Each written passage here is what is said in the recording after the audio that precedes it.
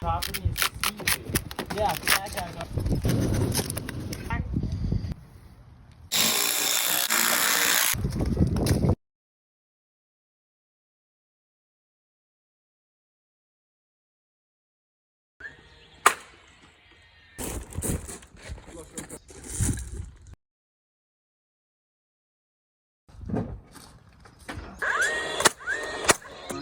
And you go catch some more.